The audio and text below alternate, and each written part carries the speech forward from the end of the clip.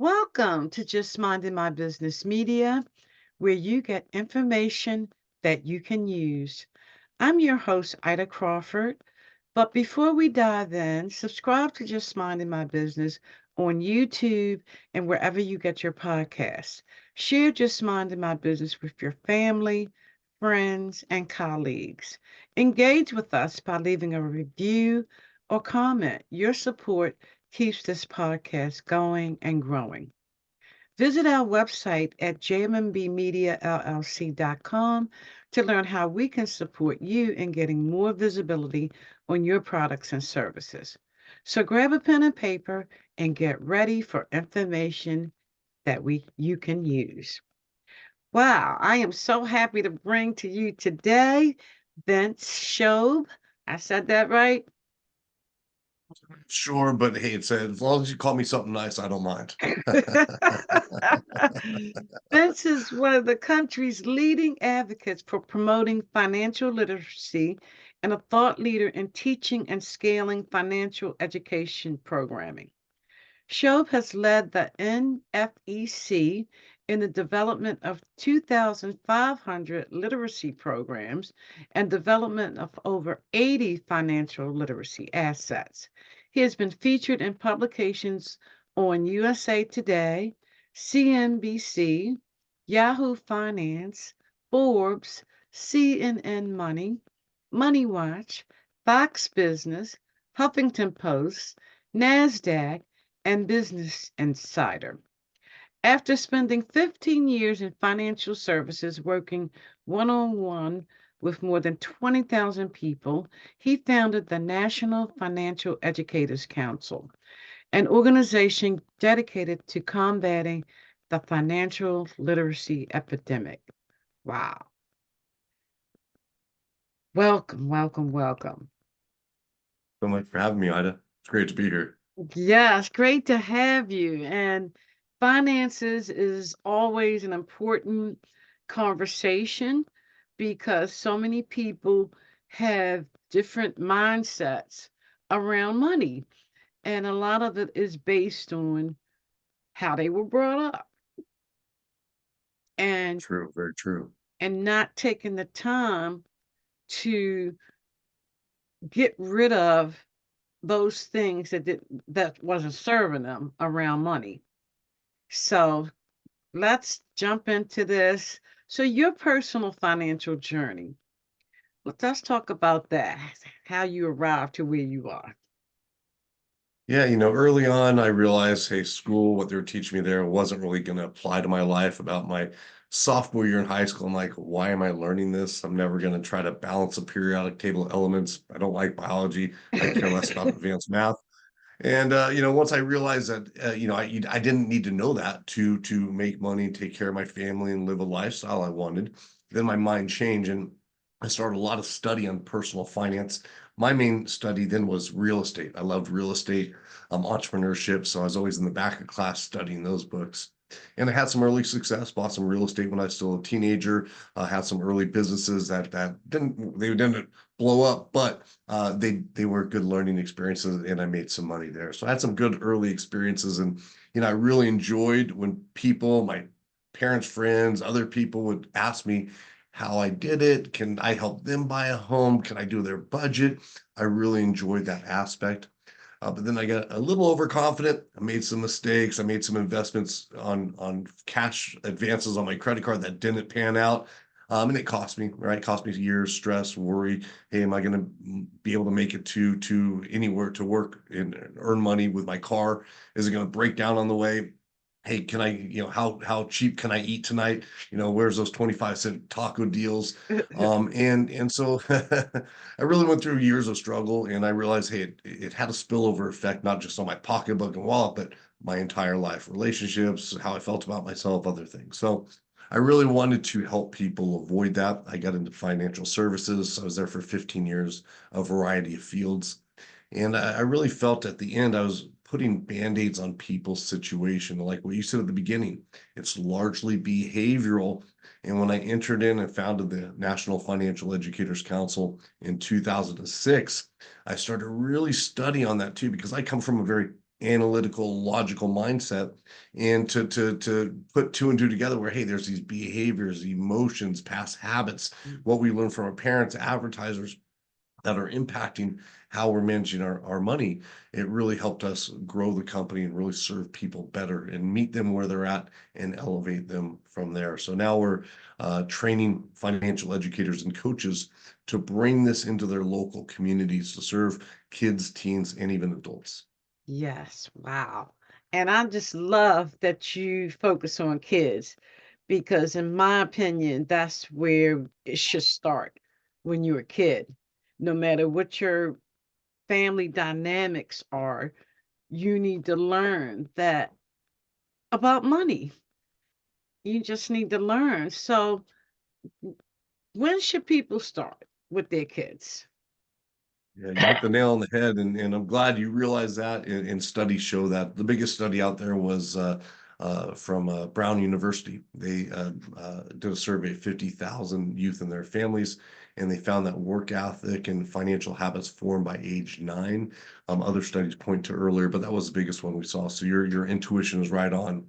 And today kids are a lot different than when I grew up. Right, when I grew up, there was TV, radio, billboards, right? Right. Nowadays, you have this, you have multiple marketing messages coming at you with a consistent stream throughout the day. So they're influenced by not only their parents and their close relatives, but by advertisers, by influencers, Mm, by their peers.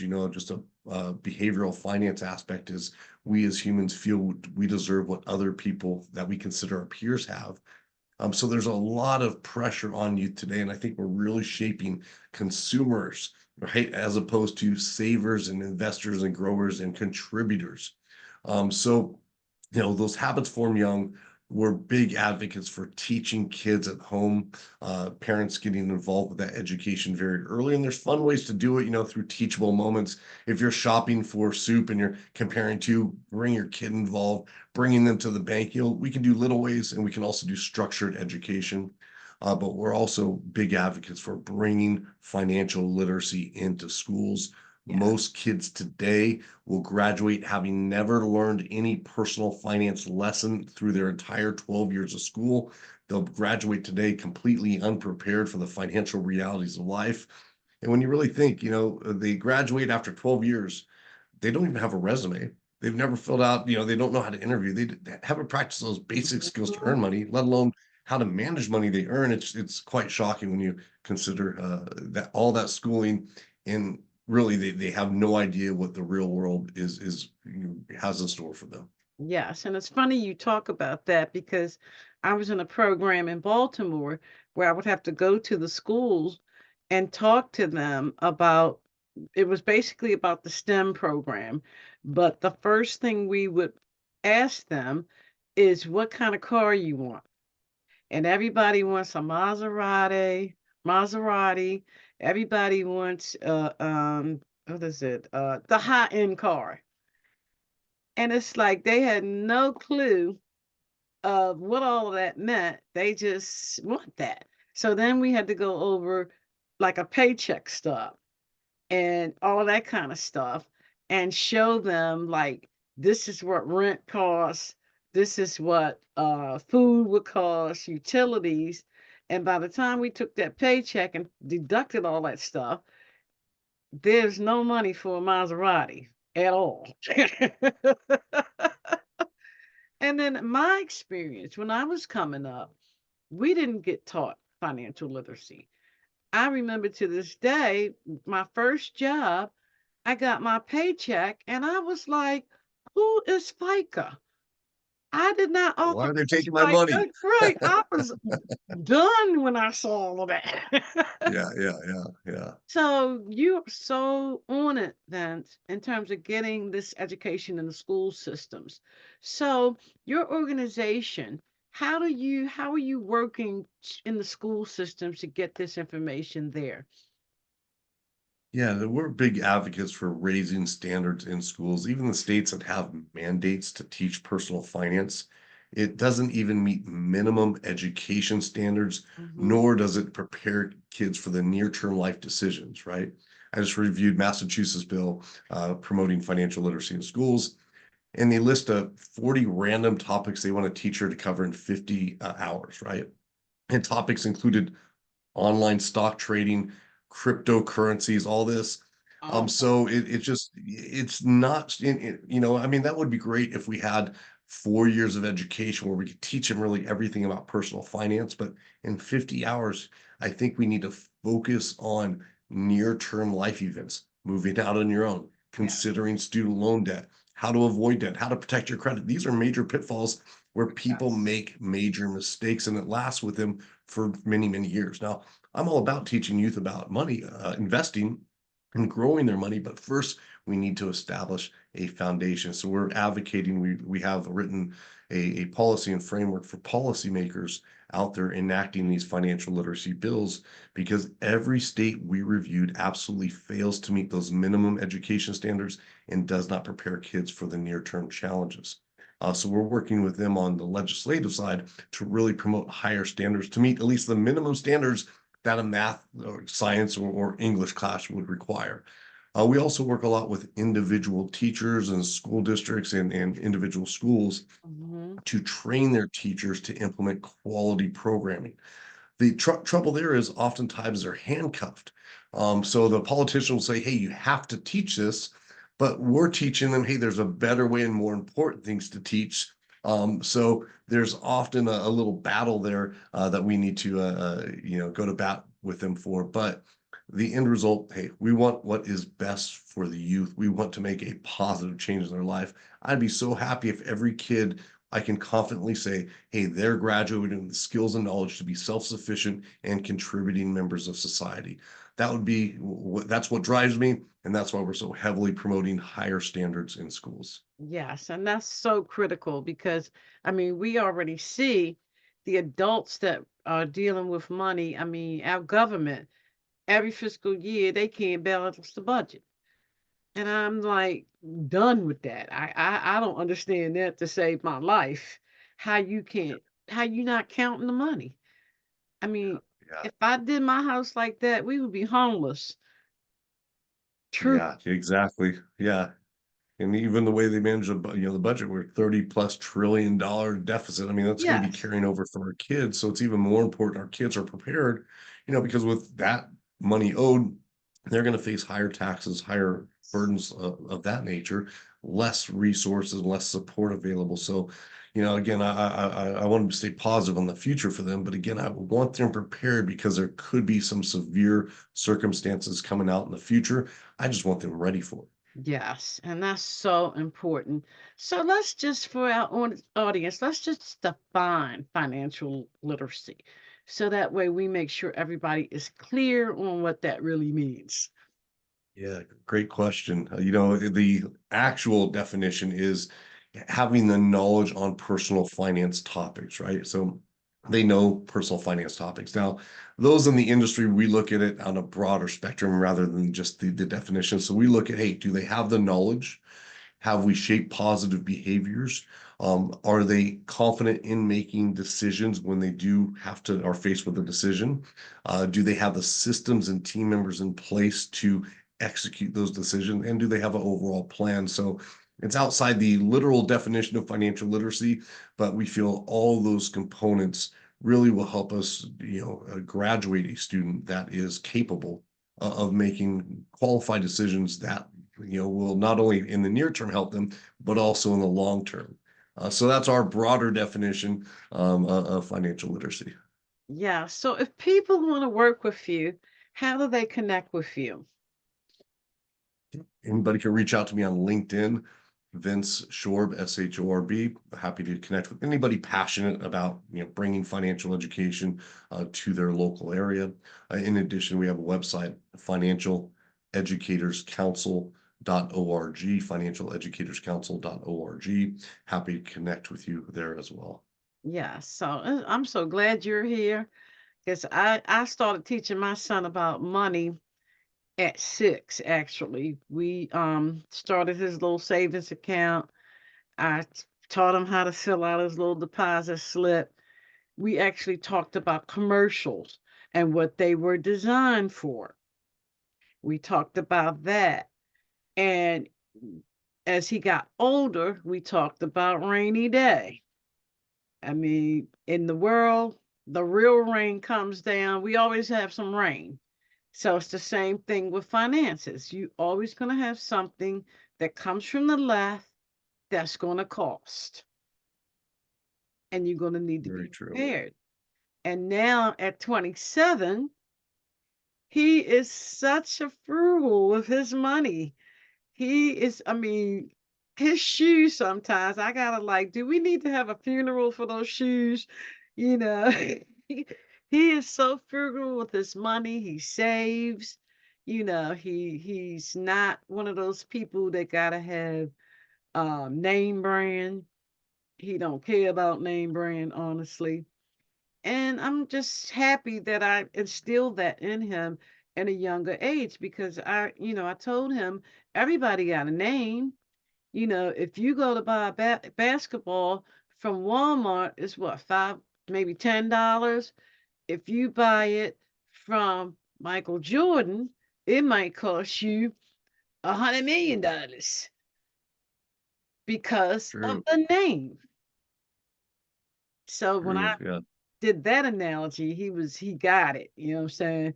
So it's so important. Now, I know we're talking about kids, but sometimes we need to get that over to adults as well because throughout their life they have had this ideology about money based on their childhood and they never worked through that. So how do you help adults with that?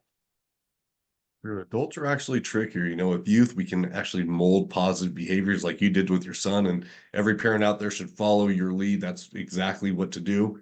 Um, but adults are trickier because every adult has a different situation, different goals, different challenges they're going through now, different near-term needs. So it gets a little more challenging, right? And also there's anytime you make mistakes, it kind of weighs on you. Right. So Mhm. there's some, and I remember back in my day when I got into financial trouble, when I got the credit card bill in the mail, I did not want to open them. I had to stack them up, then I'd open them real fast and look. I'm like, oh damn, right. But when investments were doing well and things, I was always excited to open and look. Oh great, So it's hard to face sometimes the reality of a situation. So working with adults, it's largely behavioral. We need to look at and serve them when they're ready to make positive changes in their life. Some people feel so beat up over the years and they just never get ahead. And there's like, almost feeling like giving up. And when they lose that hope, it's really hard to train somebody. So when we work with adults, we need to establish where they're at right now, how they're feeling about their personal finances. If we need to reestablish that hope and help them develop reasons to make some positive changes when it comes to their money and their life. And then narrow the scope down. So, when you look at personal finance, it can seem overwhelming. There's so many things to do.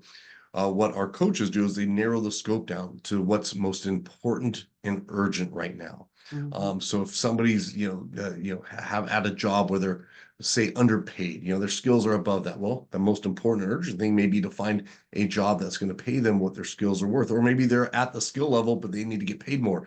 Well, that important and urgent aspect would be developing core skills in that area so they can get another job or get a promotion. Um, and it can go with the credit or improving their credit, improving anything in their personal finances. So what we find is when we can narrow that scope and help people tackle things strategically, it's a big eye opener for anybody going through financial challenges. If you feel overwhelmed, try that. Define, hey, what it is, the problems you're having, and it really boils down to three areas, right? And the key goal is, are you able to save on a regular basis? If the answer is no, it's either you need to earn more or you need to cut down your expenses. So Mhm. simplifying it to that. And then once you do that, say, okay, where's the most urgent area in your life and addressing that. I think that's a great way to start. It makes it feel manageable rather than I need to fix all my finances today. No, let's address one thing, build off the success, gain momentum, and move forward from there. Absolutely. Absolutely. So let's talk a little bit about long-term goals and how we make financial decisions uh, that really don't align with the long-term goals and how Yeah. I don't know why people do that, but they do. Yeah, I think one thing is they don't really have clear goals. A lot of people our coaches work with, they don't have established goals. They'll say, "Hey, what are your goals?" "I want to buy a home." "Okay, when?" "Well, it's sometime in the future." "Okay, well, let's narrow that down. When do you want to buy a home? 2, 3, 4 years, 10 years, right?" The time matters because that will place a certain amount of urgency on things that you do. So first step I always tell people is have very clear goals Mhm. written down and dates on them. It's basic goal setting right here from everybody, but it does make a difference because then you can create a plan, which is your long-term goals just listed out. So you have a pathway to move forward. And I think plans are important in every area of your life, whether it be money, spirituality, Yeah. relationships, having something that will help direct you, and work toward improving certain areas, I think is very important. Mhm. And then once you have a plan, make sure it's just not put away. It's easy to, forget, and as humans, we crave pleasure. We shun pain and we crave pleasure. That's just how it is. And if that, Yes. going out to that $100 meal is more pleasurable than saving for that home, then we're gonna just do that. But if we have written goals and we have reasons behind those goals, hey, I want a home for security for my family. I want to get away from this area in a more secure area. I want to pass this down to generations. And there's some motivation behind that. Then it's like, hey, I can go out and have this nice whiskey, steak dinner, and a couple cigars, or I can make sure my son and family are taken care of. And when you can compare those two things, we can every decision is we have to make a choice of two things. And if we can build up enough reasons with the longer term positive goals, it's still okay to go out sometimes, but if we can limit that, Mhm. to in moderation, it's always a good thing. Yeah, so you gotta give up something to get something, and True. and that's just the way it is. If you want something, it's just not gonna drop in your lap. You gotta do something. You gotta wow, this has been awesome, Vince. You hit it right on the nose. And your organization. Now, if I wanted to bring that to my community, tell me some of the steps that I would need to do. Yeah, so first with everything, I think a key backbone is the qualifications of that person leading it Okay. and their ability to bring that a quality program there. And we offer training. So we offer professional development training to make sure, hey, they feel confident, they know the best practices, research-based education methodologies, and those things that will help them actually be that consultant for their community. Every community is different. I grew up in Orange County. One side of the train tracks was rich, other side was really poor, right? And it Mm-hmm. was completely different mindsets there. So when you have that knowledge of the community and that consultative mindset that we train you on, you can Right. really serve every type of group and their special needs. Then it's having good quality materials, right? Hey, what are you going to utilize for these different groups you're serving? Maybe, for some of the groups you're serving, they're thinking about buying a home. Other groups are thinking about getting out of debt. What materials are you going to bring there? We provide that. I think the biggest support we provide is the processes, procedures, and the systems to actually run a program. So it makes it have that professional quality feel. Mm-hmm. And then from there, it's, hey, measuring outcomes and getting funding or earning revenue to be able to scale the program. So really soup to nuts. Our goal is to deliver a turnkey program.